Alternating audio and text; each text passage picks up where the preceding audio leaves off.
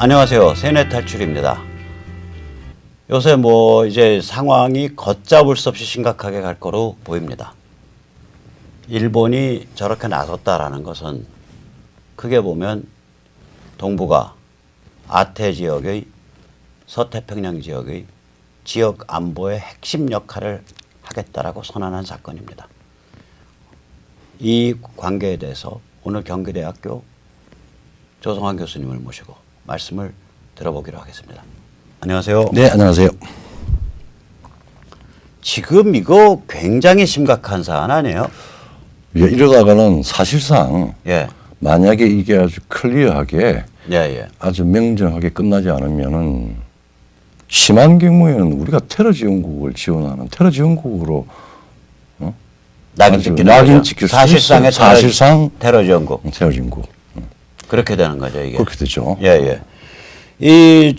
어떻게 보면 이게 김정은이가 그랬나? 김정은이 지금 미국 가서 지금 한국과 일본 사이를 중재해달라고 울고 다니고 있죠. 그렇죠. 예. 나 그 사람 이런 애꿎은 일 하는지 몰라. 그냥 나 같으면 재산도 나보다 훨씬 많을 것 같아. 그만두고 나올 것 같아. 아니, 가려고 그러면 제일 먼저 해야 될 상황은 사실상 지금 반도체 전쟁 이런 쪽이 아니고 이 문제가 제기가 된 거는 에칭가스, 불화수소가스가 이게 이 화학 무기 혹은 이제 그 뒤에 바로 아주 핵심적으로 나온 거는 북한의 그 우라늄 원자탄을 만드는데 중요한 촉매제로 사용이 될 수 있는 그렇게 촉매라기보다 좀 다르죠. 촉매라고는 안 하고 이건 화학작용은 화학작용제. 화학작용제. 그쪽으로 이제 전용 하여튼 흘러 들어갔을 가능성이 높다고 직접 그 이야기를 했잖아요. 그러면은 제일 먼저 우리 정부가 해야 될 일은 관세청과 수입업자가 없어졌기 때문에 지금 저쪽에서 문제가 제기된 거예요. 그러니까 떴다방으로 수입해놓고 해서 없애버리고 잠적해버렸다고 일본은 얘기하고 이야기하고 있고 그런데 그게 사실인지 아닌지 수입이 얼마가 됐는지 얼마가 어디에 쓰였는지 누락이 됐는지 계산이 됐는지 아니면 없는데 오해를 하고 있는 건지 이런 부분에 대해서 좀 명정하게 우리가 먼저 우리 내부부터 챙겨봐야 될 거 아니에요. 그리고 챙긴 다음에 일본을 가야 돼. 김정은은 혹시 문제가 있든 없든 간에 미국에는 사본을 보내면 되고. 당연히 그렇죠. 근데 왜 미국 가서 울어? 아니 김정은은 남자도 아닌가? 아니 이 양반 지금 당장 그만두고 나와도 나 같은 놈은 그만두고 나오면 나는 무슨 직업 할라 그랬는 줄 알아 옛날에? 내 이 바닥에 온 지 10년 아니에요. 내가 솔직히 말하면 박근혜 대통령 탄핵당한 이전에는 내가 어디 말 전할 사람이 없잖아. 그렇죠. 그냥 성질 못돼 먹은 야인 아니야. 제야 강성. 야 이거 생활 안 되는데 그래서 내가 하수도 정화조 공사나 누수 공사를 하고 다닐까. 내가 원래 그런 걸 잘해. 잘하시죠. 누가 그래? 하수도 정화조를 어떻게 고쳐? 그래서 어제 아니 들어보죠. 그래서 요령을 가르쳐줬어. 간단합니다. 고무장갑 끼고요. 뚜껑 열고 똥물 만지면서 똥물을 한참 들여다볼 각오를 하면 정화조의 대가가 됩니다. 그렇죠.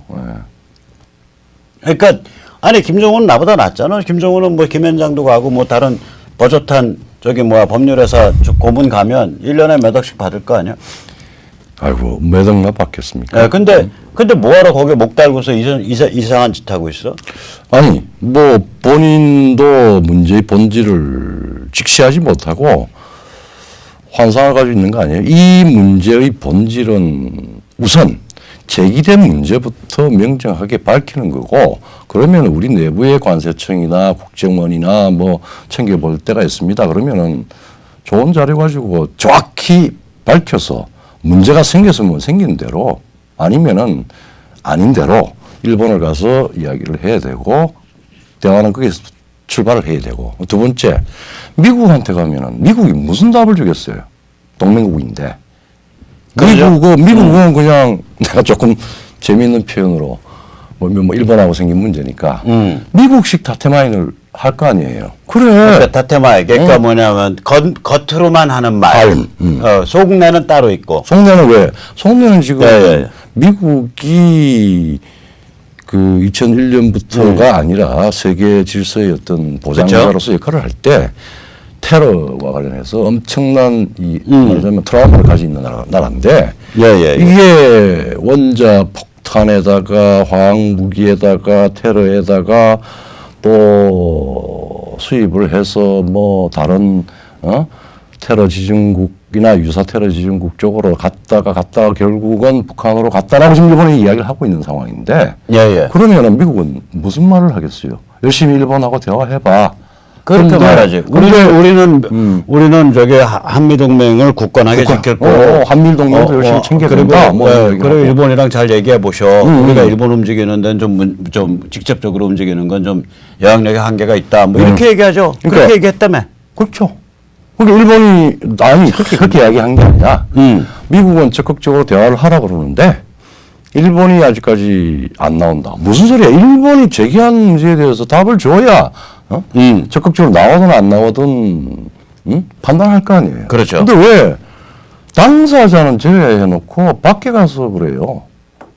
그리고 이걸 정의를 잘못하고 있는 게 문재인 정부가 이 문제는 제기된 이게 단순한 경제 반도체 전쟁의 문제가 아니라 근본적인 문제는 국제 안보에 문제가 생기기 때문에 내가 문제를 제기를 한다고 그랬어요. 그렇죠. 물론 그게 따라서 경제적인 문제가 있을지 몰라요. 근데 주는 국제 안보의 문제예요. 그러면 당장 아주 소량이든 아니면 무시 못할 양이든 이 문제가 만약에 정발이 한국으로 수입이 돼서 정발이 됐다는 사실이 나오면 나오는 대로 일본하고 협의해야 돼요. 그리고 그때 가서 미국하고 야 근데 이제 이 문제를 어떻게 처리하느냐를 그 다음 단계로 미국을 끌어들이든지 말든지 해야죠.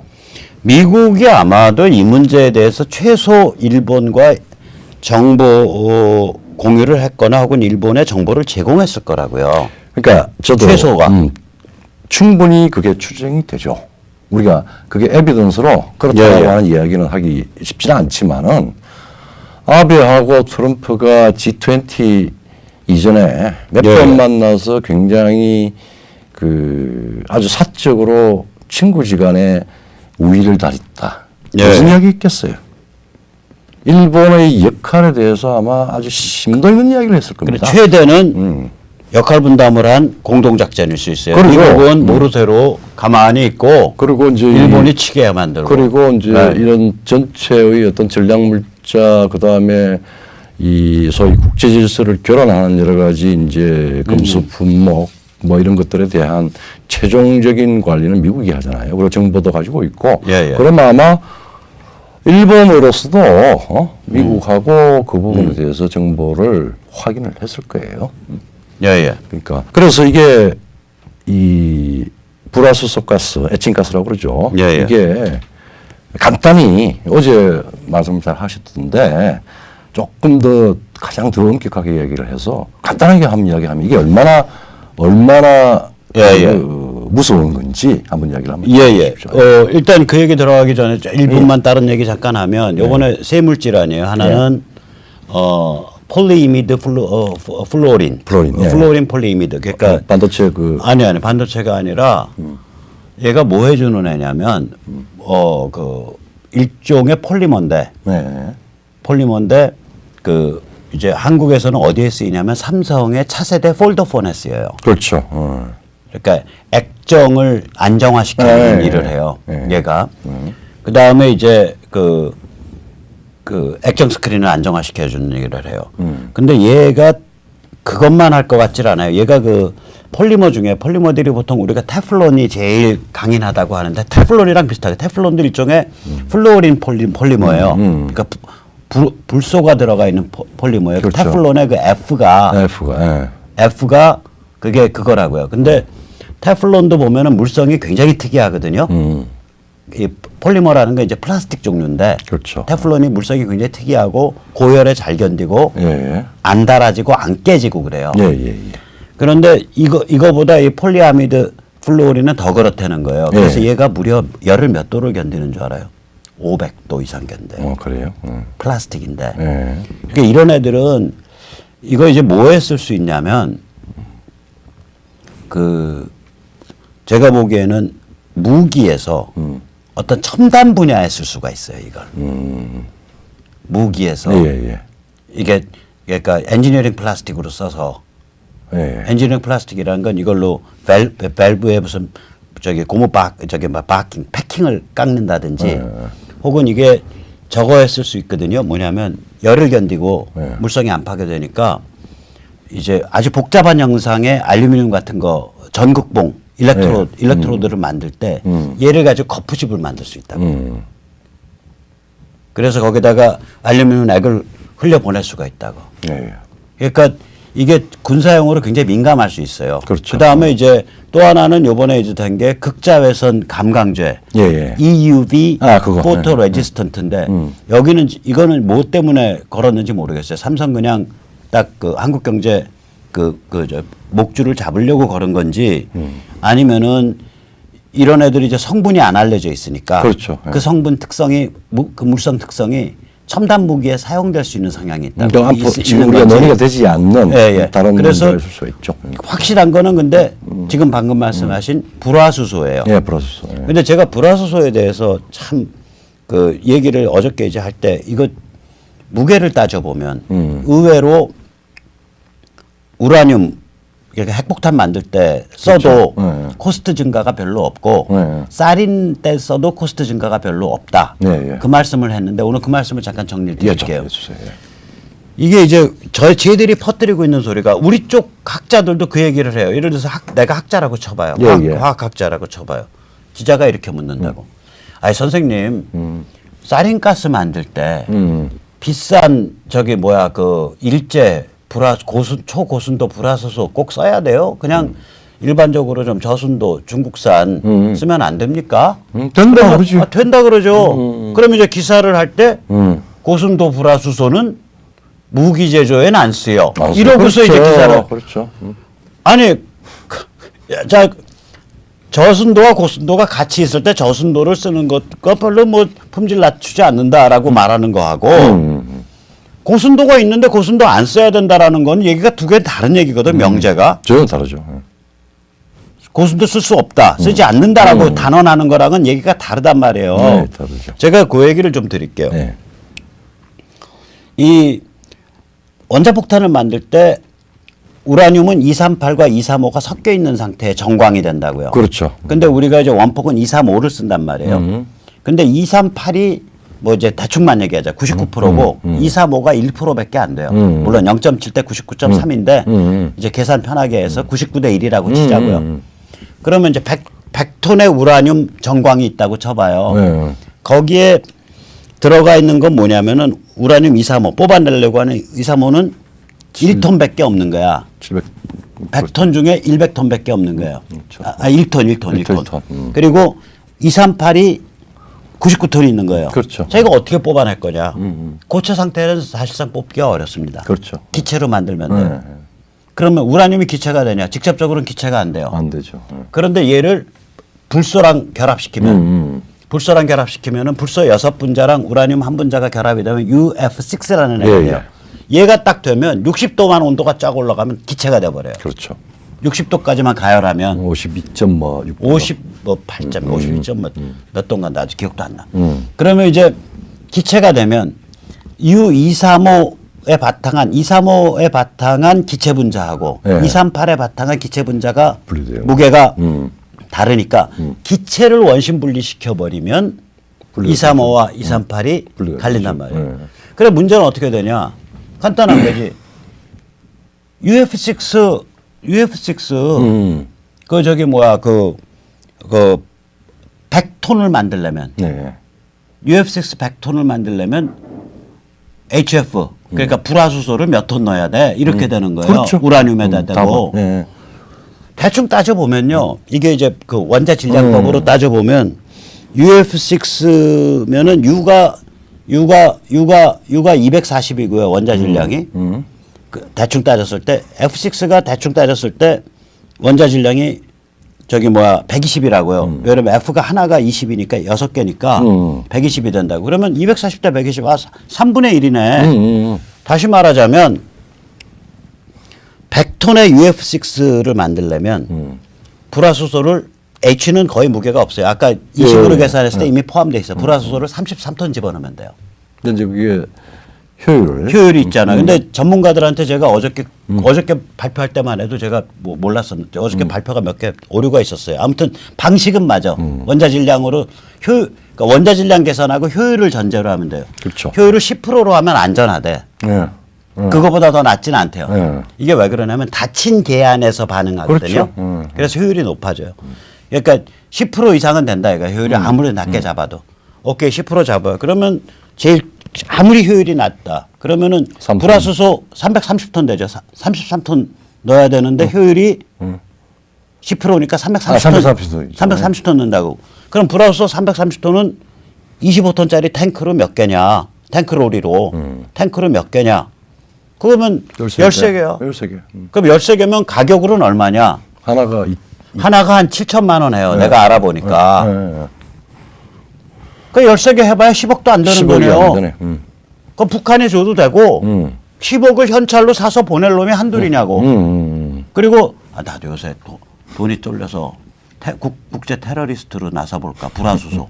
그러면 왕창. 20개를 빼서 10개는 시리아나 이란에 비싼 돈 주고 팔고 북한에는 인사하고 위원장님 여기 충성의 그 선물을 제가 탱크를 13통 12통 보냅니다.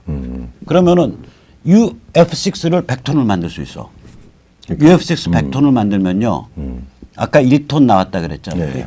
우라늄 235 원폭 재료가 1톤이 나와요. 원폭 재료 1톤이 나온다는 얘기는 뭐냐? 영변이 네. 2010년에 스탠퍼드 팀이 갔을 때 북한 애들이 보여준 시설이 1년에 우라늄 235를 네. 235를 돌렸을 때 1년에 돌렸을 때 40톤 만든다. 그 40톤 만든다. 그거 20년분이에요. 그러니까 영변 그러니까 스탠퍼드 팀이 2010년에 본 영변 시설이 20에서 25년이 돌아야 20에서 25년이 돌아야 쓸 수 있는 만들어낼 수 있는 양이 우라늄 235 1톤입니다. 그러니까 기술적으로는 그러니까 일본에. 10억만 보내면 영변이 20년 돌리는 거예요. 그러니까 1년 계산을 하면 그 재료값은 얼마냐? 10억이 20년이니까 1년에 500만 원. 예? 500만 원. 아니 5천만 원. 5천만 원이요? 5천만 원짜리. 그러니까 이거가 비싸서 못 쓴다. 이거 말이 안 되는 소리야. 그러니까 아마 기자가 질문을 말이 안 돼. 그러니까 코스트에 이게 차지하는 들었을 비중이 낮다고. 그러니까 만약에 중국으로부터의 중국이 이제 미국 눈치 봐야 되니까 불화수소를 안 준다 중국이. 그러면 여기 간첩 조직이 딱 구해서 보내면 그거 쓰면 되는 거지. 두 번째가 그게 있죠. 근데 중국이 안 준다 할 수도 있고 그다음엔 낮은 순도의 재료, 낮은 가격으로 쓰는 것보다 높은 순도의 양질의 제품을 들어가서 사용했을 경우에 우라늄 탄의 퀄리티가 우라늄 정제가 굉장히 빨라질 수 있어요. 빨라지고 예, 편해질 수 있다고. 이게 저기 뭐야 그런 게 있을 그러니까 거예요. 아마 그런 이유도 있을 거고. 폭탄으로서의 어떤 그 뭐야 아니 그건 아니고 그건 아니고 정제 속도가 빨라질 수 있어요. 그러니까 그럼 뭐 평양도 인급해 써야 되는데 아니에요. 그리고 뭐 그럼 저는 거기까지는 이제 자세한 기술을 몰라서 공정상의 네. 기술을 몰라서 전체적으로 보면 제가 말하고자 하는 핵심 뭐냐면 이거를 우라늄 제조에 우라늄 235 제조에 쓰지 못할 정도로 가격이 비싼 게 아니다. 그러니까 우라늄 핵심은 그겁니다. 그러니까. 썼는지 안 썼는지 몰라요. 자 우선 기술적으로 그런데 지금 학자들을 꼬아서 인용을 한 언론쟁이들의 떠드는 건 얘는 비싸서 우라늄 제조에 못 쓴다 아니에요. 그 영변 시설 2010년에 북한 애들이 스탠포드팀에 보여준 영변 시설에 만약에 일제 우라늄을 일제 불화수소를 쓴다면 예. 1년에 5천만 원 듭니다. 쉽게 말하면 그거예요. 그러니까 이게 그러니까 코스트 자체가 그렇게 증가하지 않는다. 전체적으로 보면. 그러니까 이제 지금 아까 처음부터 이야기했듯이 문제가 지금 다른 쪽으로 전환이 돼가지고 정작 가장 그 국제 안보든 대한민국의 안보든 사활적인 네, 사느냐 사느냐 달려 있는 중요한 문제에 직면해서 그 문제를 체크하고 넘어가야 되는데 뭐 그러기에 뭐 아무 문제도 없는데 일본에 했다 그러면 뭐 항의를 해도 좋아요. 근데 그것도 아닌 상황에서 지레 겁먹고 뭐 대법원 판결이 어떻고 뭐 하면서 막 섞어서 뭐 그러니까 갑자기 아니 그렇잖아. 예를 들어서 이거 쓸 수 있냐 없냐 따지려면 딱 두 가지 따져보면 돼요. 전체 질량 중에 얘가 차지하는 게 얼마나 몇 톤이나 들어가. 두 번째 몇 톤 들어가는데 얘가 얼마나 효율이 얼마 나오겠어. 쌀이는 효율이 훨씬 높아요. 또 즉 20-30% 말해 쌀이는 효율을 50%로 보자고요. 네. 그럼 이거 쌀인을 100톤만 만들어도 아마 서울 시내 다 잡아 죽일 거야 사람들. 그러면 쌀이는요. 쌀이는 140이에요. 그 분자 질량이. 네. 그 중에서 이쪽 HF가 차지하는 분자 질량이 뭐 한 20밖에 안 돼요. 그럼 7분의 1이야. 그럼 100톤을 만드는데 거기에 불화수소 얼마 투입됐냐? 효율 100%면은 거기에 15톤 투입된 거고요. 효율이 만약에 한 50% 되면은 거기에 30톤 투입된 거예요. 100톤 만드는데 탱크롤이 한 대 반이면 끝난다는 얘기예요. 그래서 이제 그런 부분과 관련해서 우리 저기 전략물자 수입 제한에 대한 마세나 협정이 있잖아요. 예. 그다음에 지금 미국은 또 다른 방식으로 예. 정치적으로 테러 지원국에 대한 제재 같은 것들을 만들어 놓는 게 있고 이런 요소가 있는데 지금 이런 요소들은 참 통제하고 관리하기에 정말 정밀하게 관리를 해야 돼요. 국가가 존재하는 이유는 이런 것들을 100% 다 건절은 못하겠지만은 최소화시키는 모든 노력을 다 기울여야 되는데 지금 몇 가지 보면은 하나도 안 했다는 거 아니에요. 이런 문제에 대해서 일본 수입국인 일본과 우리 정부의 어떤 저 협의도 안 했고. 그러니까 이게 지금 뭐냐면 말씀하세요. 그리고 두 번째 외교안보적으로 만약에 이 문제가 지금 생겼다 그러면은 아까 테러 지원국을 우리가 받으면 어떻게 할 거예요? 여기서 한마디 더 아까 저 기술적인 거. 우리가 1년에 한 4만 톤 써요. 갑자기 급증해서 2017년, 18년에 한 50% 급증했어요. 네, 그렇죠. 소비량이. 네. 그러면 지금 아까도 계산식으로 야 걔들 우라늄 1년에 우리 2, 3, 5, 1톤 정지하는데 얼마 보내줘야 돼? 내가 간첩 두목이라고 생각해 보자고. 그러니까 일제로 글쎄 위원장님께 얼마 보내드려야 되나? 탱크 한 12개 보내면 되나? 탱크 12개 300톤이네. 야 수입 물량 갖고 와봐. 저희 4만 톤 수입하는데요. 야 1%가 안 되잖아. 야 그 정도는 빼낼 수 있지. 이렇게 된 게임이라는 게 일본 측 주장인 거예요. 그러니까 그게 지금 우리가 대한민국의 일제 불화수소 소비량의 1% 미만을 두고 하고 있는 겁니다. 쌀인 가스면 0.1%예요. 이게 사기꾼이 했던 간첩이 했던 아니면 또 뭐 공적인 기관과 관련됐던 이거는 빨리 색출해내야죠. 그런 면에서 지금 국정원은 뭐 하고 있대요? 그러니까 지금 뭐 거의 간첩 양성소인가 간첩 지원 부대인가? 지금 뭐 여러 가지 오해를 많이 받았죠. 그러니까 아니 국정원이 국내 정치 안 하고 이 소위 말하자면은 해외 특히 경제 전쟁에 관련된 여러 가지 정보를 집중하겠다고 그러는데 뭐 한 거냐고 이거 서울이 목대하겠네. 벌써 목대했어야 되죠. 그리고 국정원 출신들 그 저기 오비 클럽 있잖아 양주에 그 방배동에 사무실 있는 거 지금 국정원이 이 길을 가고 있으면 양주에는 뭐 하고 있는 거 거기는 그냥 국가연금 받으면서 따뜻하게 배 두드리고 있는 저기 뭐야 그냥 오비 클럽이야. 그러고서 정보기관 출신들의 퇴직자 모임이야. 양주에 빨리 건물 그냥 다른 데로 팔고 양주 해체하세요. 쪽팔린 줄 아시죠? 아마 분명히 우리 이 부분에도 양주회 중에서는 그 이 문제들을 담당을 했던 베테랑이 있을 겁니다. 근데 뭐 현 정부 들어와가지고 뭐 이리저리 막 조직 개편하고 그래가지고 나온 사람들도 있고 그래가지고 지금 좌절하고 있고 뭐 이런 사람들 있고. 좌절은 좌절이고 이런 일이 벌어졌으면 나와서 아니 국정원 전직 국정원이 그 몇천 명 될 거예요 직원이. 제가 그거 더 얘기하면 제가 이제 국가기밀 누설로 걸려. 근데 뭐 단위가 4자리 숫자라고 국정원이 직원이. 그 양주의 멤버도 최소한 5자리에 이착저착 된다고요. 퇴직자 멤버가 혹은 4자리 후반대 될 거라고. 그러면 양주의 멤버들 중에 몇백 명이 나서서 저기 발표해야 될 거 아니요. 그러니까 지금 그거 국가기밀 누설도 아니고 사안이 이러이러하게 엄중하니까 문재인 정부는 이러이러한 점에서 제대로 대처를 하든지 아니면 자복을 해라. 그렇죠. 양주회는 뭐 하냐고. 아니 지금 국정원들이야 밥줄에 매여서 그 다 개 등신됐다고 치고 그럼 당신들은 개 등신 선배로서 여전히 개 등신 노릇하고 있나? 어떤 상황에 대해서 이제 뭐 현직에 떠나면 그렇게 그걸 제기하기는 쉽죠. 이제 드러난 이상은 그런 문제를 담당을 했던 베테랑이나 이런 사람들이 어떤 역할을 해줘야 될 것 같고. 근데 야당은 또 뭐 하는 거예요? 야당 전에 난 윤석열이도 웃겨. 검찰. 검찰. 윤석열이는 거기는 원래 최동욱 쪽이랑 가까워요. 뭐 변호사 소개해 줬냐 안 해줬냐 그거 가지고 뭐 청문회 지나가니까 아니 근데 차라리 됐죠 뭐. 최동욱이랑 가까운 데인데 그 해당 아동 아버지. 근데 최동욱이랑 가까운 데인데 거기 그 라인들의 특징이 뭐냐면 검찰이 대소사를 다 결정하는 검찰 공화국이 가장 정의로운 국가다라는 그런 환상을 갖고 있는 집단이야 여기가. 그러니까 단순히 무슨 친북 성향, 종북 성향이 아니에요. 그런데 오케이 검찰이 그렇게 공의롭고 그 국가 기강을 세우는 핵심이라면 당신들이 나서서 이거 바로 검찰 내부에서 특별수사 들어가야 되는 거 아닌가? 당신이 청문회 때 했던 식으로 그런 식으로 정의롭고 애국적인 검찰의 수장이라면 스스로 목을 걸고 이거 특별수사 들어가야 되는 거 아니요? 당연히 들어가야죠. 윤석열 씨 당신 얘기해 보라고. 인지수사 검찰의 수장으로서 쪽팔리지도 않아? 당신 이거 안 하면 그냥 최동욱이 따까리 윤석열이 이렇게 되는 거예요. 사람들 평이.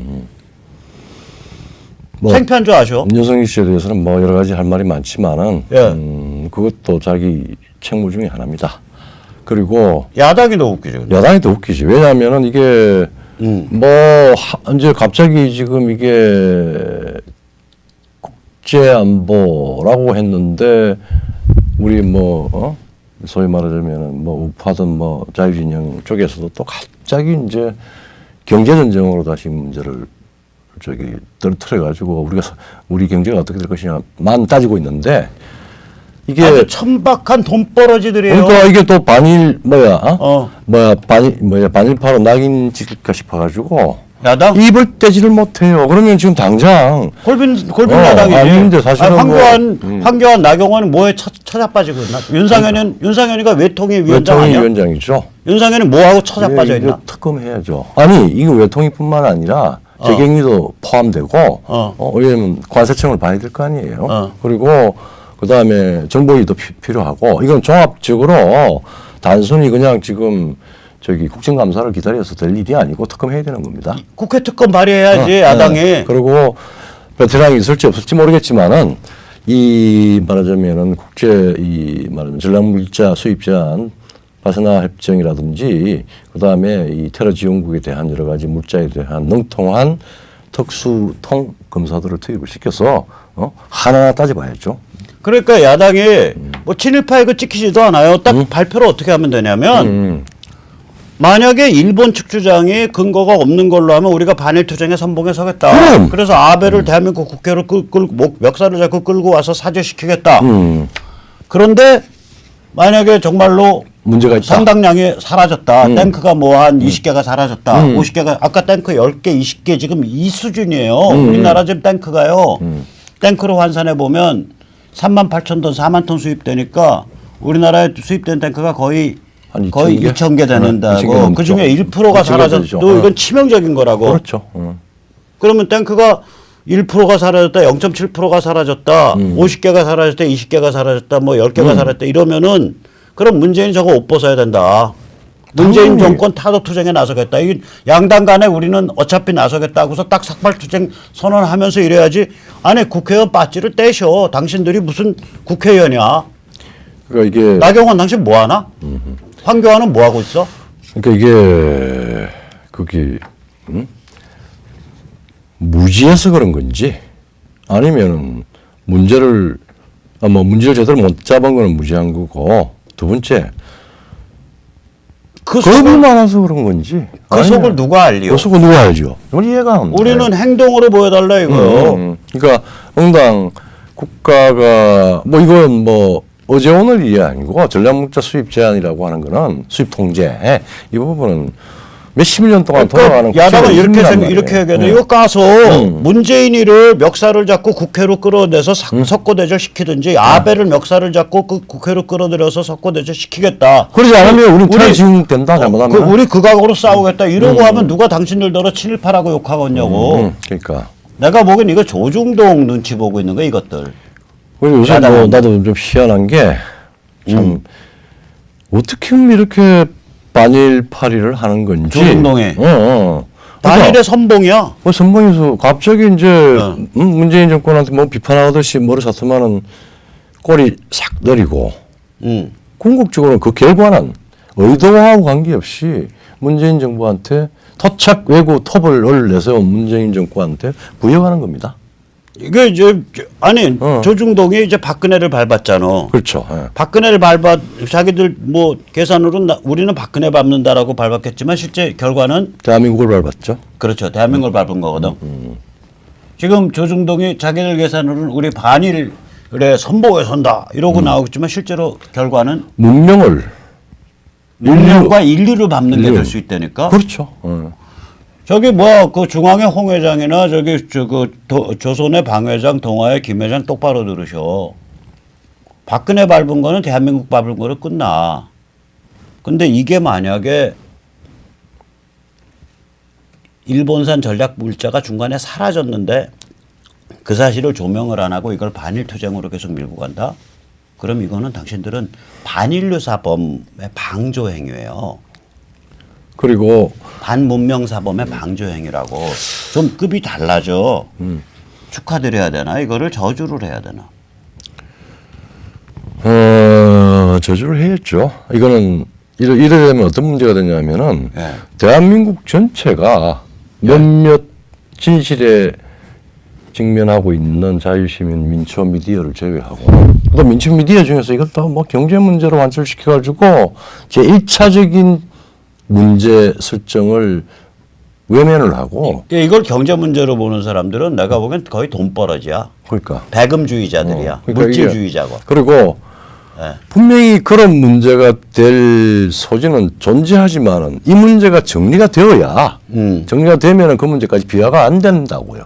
그러니까 제일 먼저 국제안보 문제와 관련된 선명한 우리 정부의 조사, 정부가 게을리하면은 야당이 이 일을 할 때 조중동 제도 원로권이 최소한 반일은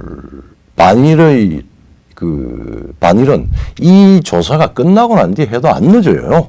그러니까 반일을 할 건지 문재인을 끌어낼 그러면 건지 그걸 선택을 해야죠. 조사를 한 다음에 결정을 해야지 조사하자는 소리를 안 하고 아다 그래. 이게 이제 지금 그건 반일 투쟁을 불을 지르고 있어. 그러니까 모든 정치 세계는 결과의 세계예요. 우리가 무슨 뭐 이렇게 막 흥분해서 동기가 우리는 난 흥분했는데. 흥분했어요. 근데 아니 이거는 동기만 봐도 흥분할 만한 일이죠. 왜냐하면은 대한민국이 아주 반문명적 테러 지원 국가로 사실상 전락할 수도 있는 그런 거기 일본 주장이 사실이면 사실 테러 지원 국가지. 그렇대죠. 그렇대죠. 사실로 근데 그게 국가 차원에서 한 게 아니라 간첩이라든지 몰라 간첩이 국가를 얼마나 움직이는지 몰라도. 근데 한 국가의 대표자는 근데 그 책임에서 벗어날 수가 없어요. 그게 아니라 한 국가의 대표자가 이렇게 심각한 혹은 뭐 조중동, 문재인, 그 다음에 야권, 민주당 다 털어서 이런 심각한 문제가 제기가 되면 이걸 감정적인 반일파리를 해서 국민을 개돼지로 만들 일이 아니라 이거 심각한 물건인데 심각한 사안이고 사실을 좀 까보고서 보자. 이렇게 나가야지. 참 이거. 지금 뭐 우리가 지금 참 웃지 못한 우리가 매주 이렇게 만나서 또 매일 하시면서 하는 이유 중에 하나가 아니 뭐 이게 전도된 상황이에요. 가치, 판단 기준, 도착. 그러니까 한국에는 변태스러운 것들이야. 근데 리더들이 그러니까 우선 리더들이 우선 뭐냐면은 이게 정말 잠깐만 여기서 도착이요 영어로 변태거든. 단어가 같잖아. pervert. 그렇죠. 그러니까 perversion. 이게 합리적으로 이성으로 챙겨보고 거기에 대한 판단을 가지고 어떤 감정이 판단을 하면 되는데 감정을 해서 먼저 사람들을 전부 감정의 노예로 만들어 놓고 그리고 사실 규명은 해도 그만 안 해도 그만 반일게 되지. 그다음 두 번째 뭐 남북한이 평화하는데 사실은 평화파리는 이게 항복인지 무장해제인지 어떤 결과가 나올지 아직까지 불분명해요. 근데 평화가 왔다. 뭐 온갖 문학적인 수사로 다 이야기를 하고 그리고 지금 프라스소 이 지금 정발 사태 이것과 관련해서 자칫하면 우리가 지금 뭐 평화는커녕 테러 지원국으로 자칫 말하자면은 낙인 찍힐 수도 있는 이런 상황을 놓고 갑자기 왜 반일도 아니고 항의를 해요. 의병 짓을 하려고 그래요. 참나. 그러니까 우리가 지금 일본하고 할 때 우리가 일제강점이다 근대 현대 문명에 우리가 적응할 때 역사적인 실패를 한 거 대한민국의 어떤 정치적인 입장을 갖든 그야말로 고한말의 조선인이라면 다 그 부분에 대한 쓰디쓴 이 말하자면 역사의 교훈을 가지고 있잖아요. 그리고 65년 이후에 한일 관계를 박정희 대통령이 그 협정을 할 때 그 이야기를 해요. 우리가 자존심을 접고 걷기를 하자라고 하는 개념으로 해서 몇십 년 동안에 우리가 갖고 있는 노력으로 걷기를 해왔는데 지금 갑자기 최근에 들어와서 이 망상적인 항일 무드로 가고 있습니다. 일본이 저는 이제 일본 솔직히 그냥 제가 어저께 그 기자회견문에서도 잠깐 얘기 거론했지만 일본 자민당이 지난 70년간 사실상 친북 성향이 있잖아. 눈 감아줬죠. 방조했죠. 예. 그러니까 간첩이 쓴 물건들이 다 일제 장비였다고. 그렇죠. 그러니까 조청년이 그런 장비를 북한으로 보내는 거를 그리고 조청년을 통해서 북한과 교류가 일어나는 거를 일본이 방조해 왔잖아요. 그러니까 뭐 거기다가 제1야당이었던 사회당 더하고 거꾸로 말단의 제3야당 혹은 뭐 이름도 없으신 저기 일본 공산당은 저 사교 전체주의는 오히려 일본 공산당이 반북 성향이 있었죠. 반북 성향이 컸죠. 네, 그러니까 우리가 잘 모르는 자민당은 친북 성향이 있었다고요. 지금 아베 수상 욕 좀 할까? 예, 하세요. 아베 수상 할아버지가 제1교포 북송을 허락하기로 결정했을 때의 수반이었어요. 우리 한국 자칭 지금 그리고 그때 그 결정의 핵심적인 역할을 한 게 지금 고이즈미의 아버지예요. 그 집 일본은 특히 이쪽 자민당 쪽은 세습해서 이렇게 그 정치를 그렇죠. 하잖아요. 아버지 선거구를 물려받고 또 손자가 할아버지 선거구 물려받고 이런 식으로 해서 그래서 저기 비교정치학자들 중에서 조금 세게 이야기하는 사람은 일본을 세습제 민주주의라고 그래요. 둘 다 이게 서로 안 맞는 말입니다. 민주주의는 세습을 할 수 없는데 사실상 세습이 되고 세습이 있는 많아. 세습이 많아요. 그래서 그 제1교포 강제북송이 9만 한 3, 4천 명 거의 10만 명 되는데 강제북송이 제1교포 북송이 그거 뭐 우리가 이제 하도 열이 받아 있으니까 지발로 가겠다고 깨끗거리는 사람들 그거 보내야지 별 수 있냐라고 하지만 문명국가가 그러면 안 되거든. 안 되죠. 문명국가 예를 들어서 저는 사실은 여기 종북 친북들 뭐 하도 야가서 넘어가겠다는 놈도 없지만 넘어가겠다고 여기서 5만 명이 깨끗거려도 대한민국 정부가 허락하면 안 된다고. 안 되죠. 문명국가는 그런 거 하면 안 되는 거예요. 근데 일본이 그런 반문명적 행위를 25년 동안 저질렀다고요. 1959년에서 1984년까지. 이렇듯 일본 자민당 쪽의 성향이 한반도의 분단을 선호하고. 그러니까 한국의 뭐 자칭 우파라고 하는 사람들은 그 부분은 또 겁이 나서 못하고 그 다음에 한국의 소위 말하자면은 전복 세력 내지는 좌파 혹은 친북 세력들은 방조가 아니라 그렇게 하도록 조선인하고 짝짝꿍해서 묵인도 아니고 그냥 절겼지. 그러니까 일본 그 자민당 세력이 친북 성향이 좀 있고 사실은 그 속내는 친북이라기보다 분단 유지예요. 분단 유지죠. 분단 체제가 갔으면 좋겠다. 한국이 너무 강해지지 않았으면 디바이드 좋겠다. 앤 룰 하려고. 네, 그리고 이제 김정일이 그러니까 김가 전체주의 사교 체제의 영속을 선호하지.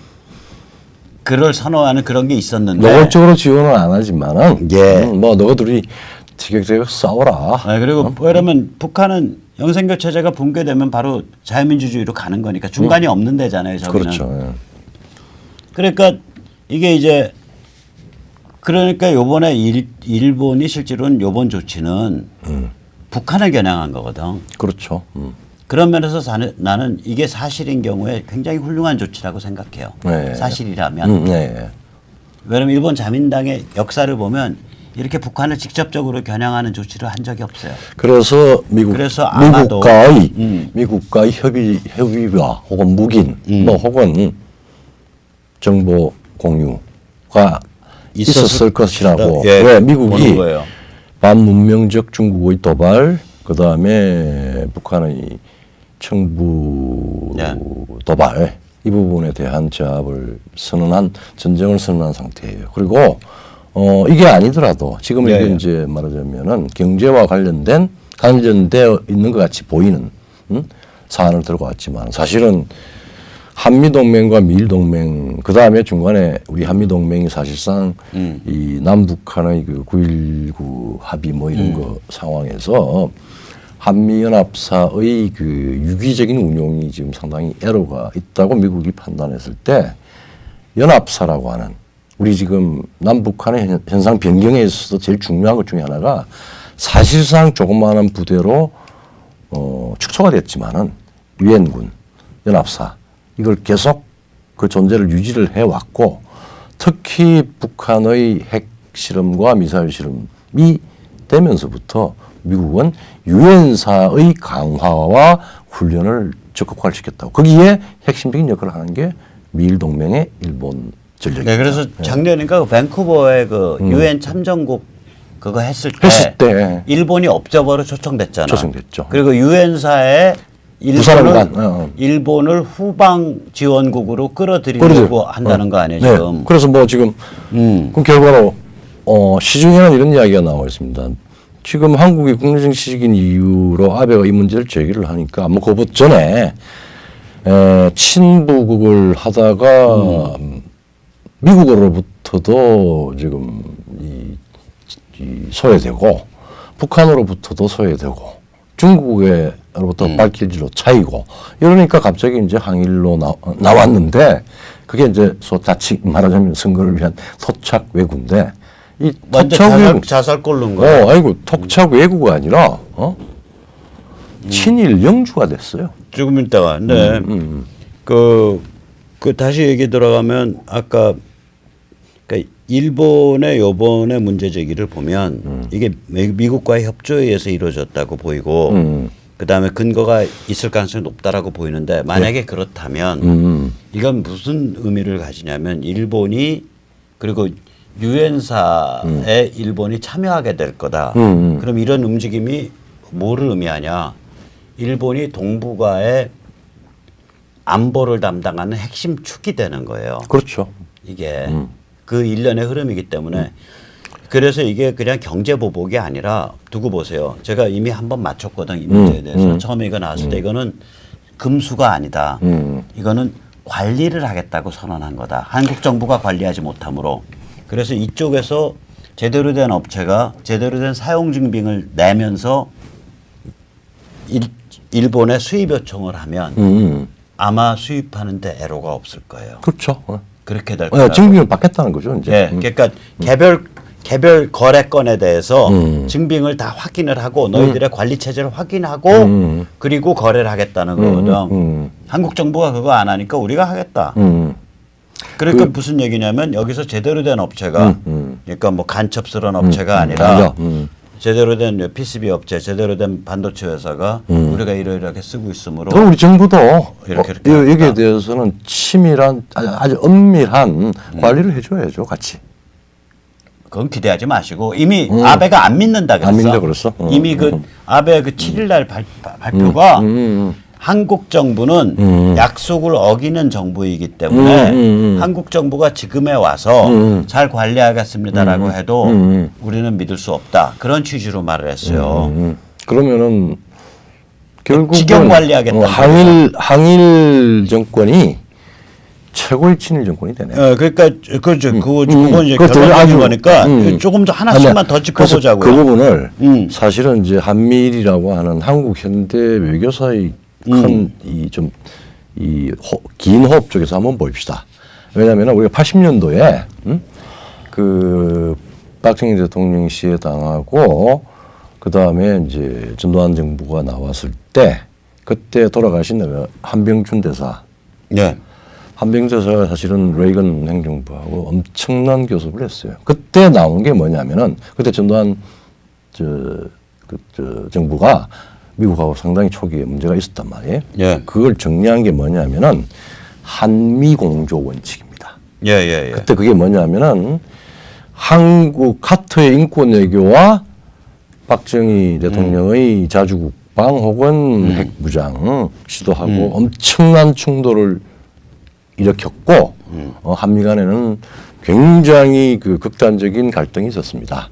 그리고 뭐 그거하고 직접 연관이 있든지 없든지 간에 그 시해 사건이 일어났고 그 다음에 이제 또 광주 사태도 일어났고 그 다음에 전두환 정부가 만들어졌고 이렇게 해서 미국으로서 동북아를 관리하는데 한국의 입지를 어떻게 해야 되느냐에 고민이 있을 수밖에 없었고 우리는 또 우리대로 우리 생존의 문제가 있었는데 그때 카터 행정부가 박정희 행정부의 물론 닉슨 때부터 됐지만은 그 갈등을 봉합하는 원칙이 한미 공조 원칙이었고 예. 이 공조 원칙의 내용은 뭐냐면은 미국은 동아시아 정책 중국까지 포함한 일본 중국까지 포함한 동아시아 정책의 그 결정에 있어서 서울의 입장을 한국의 입장을 최우선적으로 반영하겠다라고 하는 거였어요.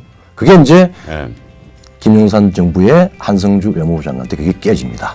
그렇게 깨지고 이제 뭐 여러 가지 이제 그 우리 김대중 정부 뭐 그다음에 노무현 정부 그다음에 뭐 MB 등 해가지고 그 원칙은 다 깨졌고 근데 이번에 이 문제가 이제 미국이 직접 이 와중에서도 일본이 미국의 어떤 지원 세력으로서는 드러나지 않는 지원 세력으로서는 존재했지만은 직접 행위자로서 나간 게 처음이에요. 처음이란 말이에요. 네, 그 지난 70년 동안 처음 있는 사건이에요. 그러니까 한미 공조는 이미 완벽하게 깨졌고 말하자면 미일 공조가 문재인이 다 깼지. 문재인이 다 깼죠. 그러니까 미일 지금도 사드 환경영향 평가한다면서 2년 동안 지금 배치 안 하고 있어요. 제가 잠깐만 말씀드릴게요. 이 문제 풀려면 그 미국 가 있는 김정은 당신은 이야기 똑바로 들으셔. 미국에 가는 사람은 사드 배치를 정리하고 와야죠. 정리하겠습니다. 정리했습니다라고 하고 가야 되고 그 다음에 부속 서류로 뭘 들고 가야 되는 거냐면 우리가 불화수소나 이런 거를 이러이러하게 충실하게 관리를 해서 했고 지금 까보니까 이러이러하게 해서 별 문제 없었습니다라는 게 부속 서류로 가야 되는 거고 미국으로는 그러나 미국에 가는 첫 번째 메시지는 사드 배치 완료했습니다. 그 원불교니 뭐 이런 것들이 저게 그 앞에 성주에 아니 원불교는 종단 차원에서 사드 배치를 반대하는 그러니까 4대 종교에 들어가는데 그렇죠. 웃기는데요. 어쨌거나 그래야 되고 일본에 가는 사람들은 일본이 원안이니까 관리 내역을 갖고 가야 된다고 증빙 내역을 가져가야죠. 그러지 않고 김정은 가서 뭐 하나 나 같으면 사표쓰고 그거 안 갈 것 같아. 근데 이제 그 전문가들이 밖으로 잘 이야기는 안 하지만은 그러니까 이건 한미공조 다 깨진 거예요. 그러니까 지금 이걸 빨리 그러니까 이건 뭐 1대1 대미뿐만 아니라 국내적으로도 이 문제에 대한 정확한 조사와 그다음에 그 공개가 아주 정밀한 수치까지 공개가 되지 않으면은 이거는 단순히 말로 안 떼어지는 문제라니까. 뭐 우리 그냥 일본에 이 항의를 하겠다 이런 결일기 가지고 망상적 항일이지. 그렇지. 지 이불 속 항일이야. 그러다면은 정말로 결과는 친일이야. 결과는 친일이고. 그러니까 뭐냐면 일본이 동북아의 안보 책임자로 확 부상하고 있는 이거를 점점 더 떠받쳐주는 거야. 지금 뭐 부상해서 뭐 지금 부상한 거예요. 도움을 주면 좋은데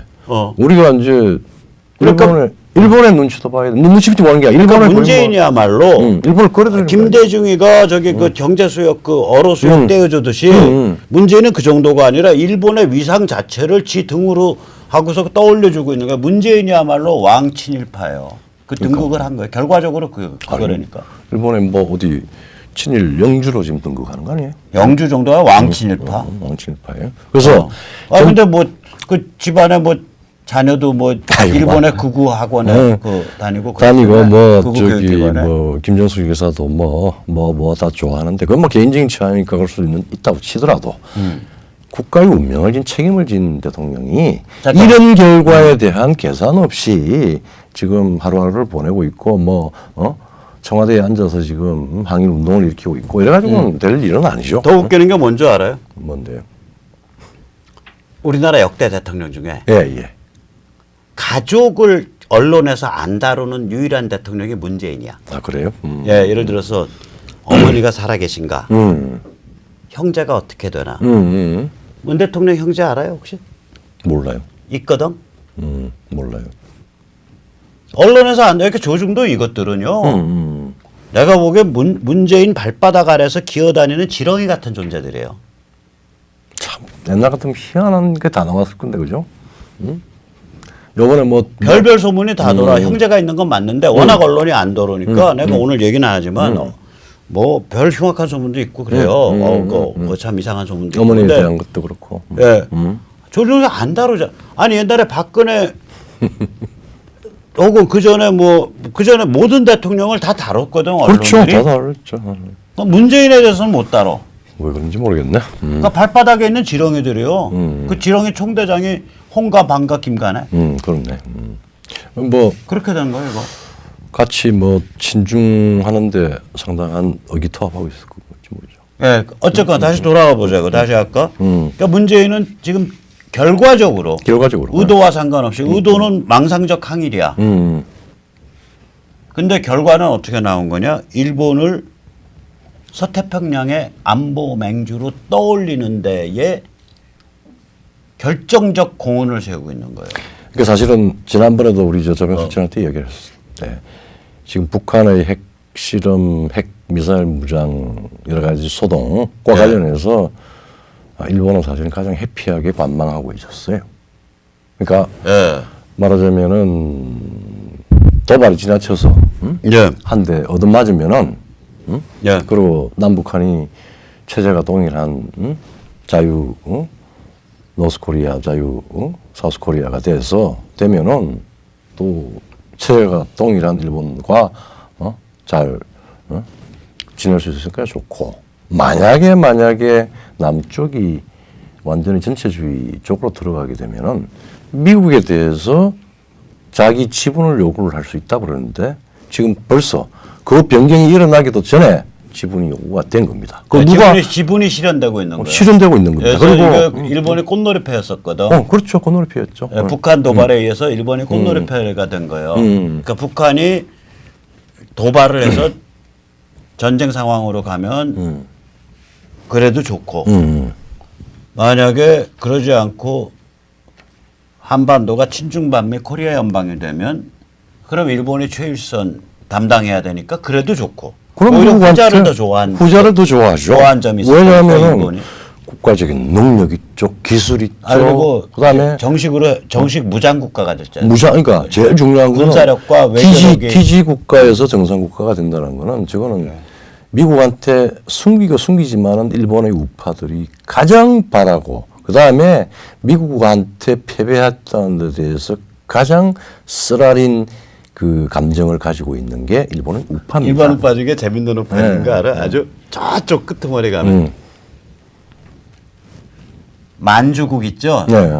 그 부위 황제 만주국을 기리는 우파 단체도 있어. 그러니까 그 단체는 딱 가서 저기 그 행사를 하면요 부의폐하 반자이, 부의왕자 반자이 이러고서 행사한대. 이거 뭐 일본 지식인들한테 정말 소주 한잔 하면서 일본 소주 한잔 하면서 이야기할 때 너 솔직한 혼내, 진심을 한번 이야기를 해봐라. 과연 2차 세계대전의 이 원인과 발생에 대해서 어떻게 판단하냐 그러면은 일본 지식인의 거의 8, 90%가 보수 성향 지식인의 8, 90%. 아니요. 거의 대부분 좌파, 그러니까 8, 90%가 색깔 안 가리고. 색깔 안 가리고 우리는 정당하게 미국의 금수 조치에 대한 정당한 전쟁을 했다. 그리고 우리가 비록 원폭에 의해서 항복했지만 그 억울한 패배였다. 그 생각을 가지고 있어요. 그 이야기를 해요. 그러면은 미국이 그걸 모르겠어요? 그렇죠. 그래서 사실은 미국의 입장에서 가장 두렵고 또 잘 다뤄야 되는 게 일본입니다. 그래서 끊임없이 일본이 정상국가가 되려고 할 때 여러 가지 조치에 대해서도 미국의 책임 있는 당국자는 지금까지도 그전에도 한마디도 안 합니다. 안 했습니다. 근데 요번에는 너무나 명백한 중요한 사안에 걸려서 일본 스스로가 우리 문재인 정부 물론 이 밑도 끝도 없는 소위 말하자면은 이 망상적 항일 이런 거 뭐 대법원 판결이라든지 뭐 그다음에 막 드러난 지금 이 불화수소 뭐 정발이라든지 이런 것 때문에 완전히 아베가 자신의 지위를 높일 일본의 지위를 일본의 자국의 지위를 높일 수 있는 그 단순한 자기 그러니까 문재인 덕분에 일본이 서태평양 안보 맹주가 돼가고 있는 거예요. 그렇죠. 이게 미국이 그걸 인정을 안 할 수가 없어요. 안 할 수가 없는 거지. 그 안보 맹주의 선언이라고. 그렇죠. 그래서 아베 말이 그거라고. 아베 말이 뭐냐면 아베 말 정확히 보세요. 에칭가스와 같은 그 전략 물자가 부적절하게 유출돼서 북한의 WMD 제조에 사용된 것으로 보인다. 다 이야기했죠. 자, 두 번째. 그런데 한국 정부는 그 징용자에 대한 판결에서도 나타나듯이 약속을 지키지 않는 정부다. 그러므로 국내 판결로 국제법 조약을 다 무산할 수 있다라고 하는 그러므로 거죠. 우리가 직접 관리하겠다. 그 얘기는 안보 맹주 선언입니다. 이게. 그렇죠. 이게 무시무시한 선언이죠.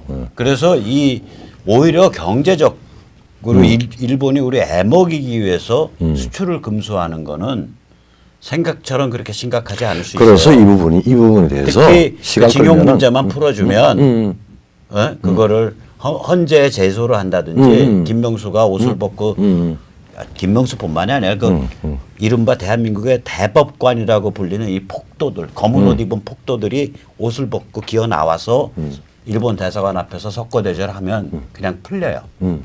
그 문제는 그러니까 경제적 보복 수단으로 이게 이용될 가능성은 전혀 없어져. 열쇠는 누가 잡고 있냐? 김명수가 들고 있는 거예요. 김명수 대법관 잘 들으세요. 당신이 저지른 개폭도짓 때문에 대한민국의 첨단 산업이 인질로 잡혀 있어. 인질로 잡혔죠. 당신 풀을 거야, 안 풀을 거야? 근데 그건 가능성이 별로 없는 것 같고 문제는 지금 제1야당이 특별법을 제정을 해야죠. 조약과 국내법과의 관계에 대해서 일정한 규칙을 만들어야 됩니다. 안 그러면은 사안을 가지고 계속 국내법 사실은 대개는 이게 세계화가 되고 통상이 되고 나라가 가까워지고 정보 혁명이 되고 하면서 사실상 그건 법률의 문제가 아니라 조약이 이미 조약을 맺은 조약을 어기는 행위를 할 수 없다지.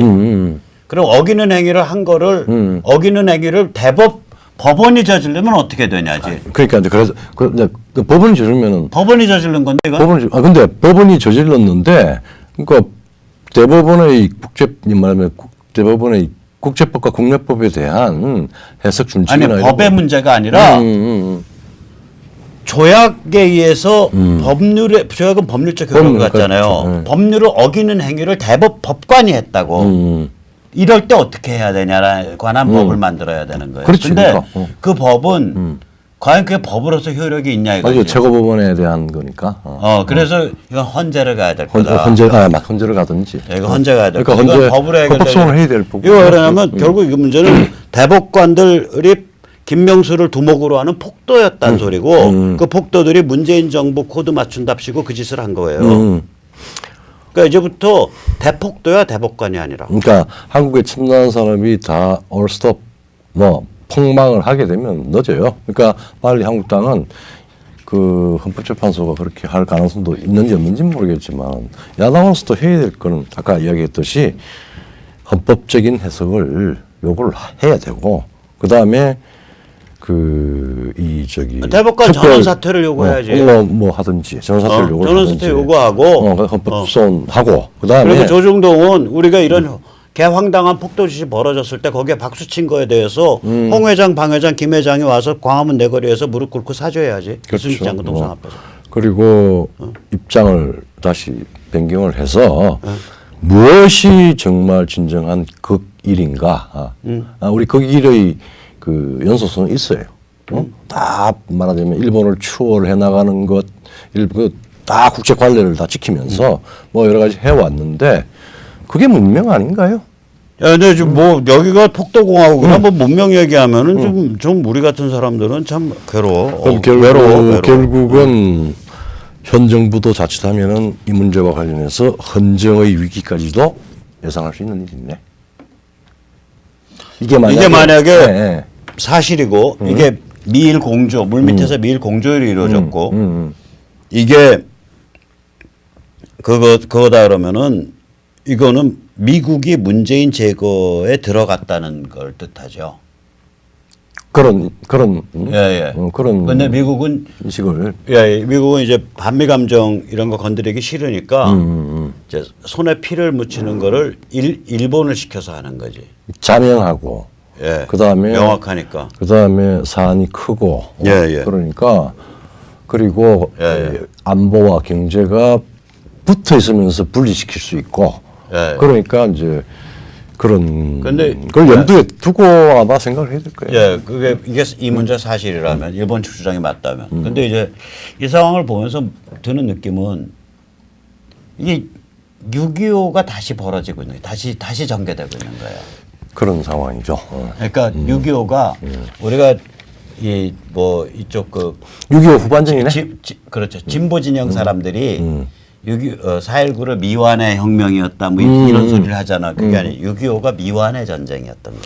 지난번에 그 7월 4일 날 트럼프가 중국보라고 네, 인디펜던스 데이, 데이에 살루트 투 아메리카, 미국의 경례를 트루만 51년 예, 51년 만에 68년 만에 네, 68년 만에 대통령이 군사 퍼레이드를 했고 그다음에 독립기념 유엔사 예. 우리 대한민국 정부의 한미 공조는 이건 허공에 떠 있는 일이고 그러니까 실질적인 이 지역의 그 중국 제압 혹은 평양 레짐 체인지 뭐 등등등 비핵화 등등등의 일본의 후방 지원이 필연적이다. 그리고 일본의 국제 정치적인 지위를 일정한 부분은 강화를 시켜줘야 된다. 라고 하는 결론이 나왔고 아베가 아주 거기에 대한 화답일 수 있다. 이번 조치가. 그렇죠. 그래서 여러분들 뭐 판문점에서 쇼한다고 뭐 사실상 종전선언이라고 그러는데 6.25의 개전입니다. 새로운 안 뿐이지. 다른 후반전의 개전. 또 다른 수단에 의한 6.25의 연속이 벌어진다라고 하는 부분을 착안을 하고 한반도 정전은 끝났습니다. 군사적 정전이 유지될 뿐이지 실제적으로는 중국을 겨냥해서 6.25가 비군사적 수단으로 그러고 하시라도 군사적 방법으로 비화될 수 있는 그런 위기 속에서 다시 경제라고 하는 열전이 시작됐잖아요. 예. 근데 이제 경제 열전이 아니고 그다음에 정치적으로는 아니 이거는요. 경제 열전이 아니고 이 한일 관계는 경제 보복도 아니에요. 이거 경제 보복. 아니, 미중을 이야기하는 겁니다. 미중. 그러니까 지금 현재 우리가 뭐 냉전 제2의 냉전 버전 2 2.0이라고 그러는데 그거 아니라고 이야기하는 건데 경제적인 열전으로 충분히 제압하고 상황을 변경시킬 수 있다라고 하는 미국의 확신과 전략이 지금 전개되고 있는 거예요. 그렇죠. 근데 상황 제압하려면 내부 청소해야 되잖아. 그렇죠. 내부 청소의 대상은 문재인이 될 수가 있는 거예요. 아니 뭐 그리고 이번에 타겟은 정해졌죠. 이번에 이 조치가 그런 것을 의미할 가능성이 커요. 그렇게 내가 사실이라면. 이게 사실이라면은 네. 우리는 테러 지원국을 자칫 회피해야 될 여러 가지 아주 진솔하고 사실에 근거한 예. 조사와 그다음에 거기에 대한 이 해명이 이루어져야 될 거고 예. 그다음에 뭐 항일 의병 운동을 국내 정치적인 투표 전략으로 썼다가는 아마 망상적 항일 운동. 항일 운동이 계속 지속된다면은 망상적 항일. 우리 경제 점점 더 아베 띄우기가 그러면 되죠. 아베는 일본 띄워지고 우리 경제는 망가지고 우리 국민들은 개돼지가 되고 궁극적으로는 그 결과는 문 정부가 사냥감이 될 거예요. 네. 근데 국민이 개돼지 되는 건 저는 안 그럴 수 있다고 봐요. 네. 왜냐하면 제가 보면 이게 옛날과 달리 유튜브라든지 뭐 카톡, SNS 이런 게 있어서 약 한 20-30% 정도 우리가 미디어를 우리 진지를 갖고 있거든요. 네. 전체 환경의 한 20%, 30%를. 그래서 이럴 때 바로 진실을 얘기하는 목소리가 계속 강하게 나와야 돼. 제가 요즘 최근에 강해진 게 그래서 그래요. 이게 야당도 안 움직여, 조중동도 안 움직여. 아직 우파 유튜버들도 많이 안 움직여. 표현은 굉장히 점잖은데 체계적이고. 저요? 네. 제가 논리가 강해졌죠. 인품이 그게 점잖고 체계적인 사람이 아닌데. 아니요. 아이 갑자기 왜 띄워주십니까? 최근에 몇 가지 그거는 굉장히 강한, 굉장히 근본적인, 펀더멘탈한 요소들을 이야기를 하고 목소리는 굉장히 지금 딱 깔려서 아주 좋아요. 목에 힘이 들어갔군요. 아니 네. 진실은 직면해야죠. 직면해야 돼요. 예. 그럼요. 예. 자 오늘 여기까지 모시겠습니다. 네, 감사합니다. 감사합니다.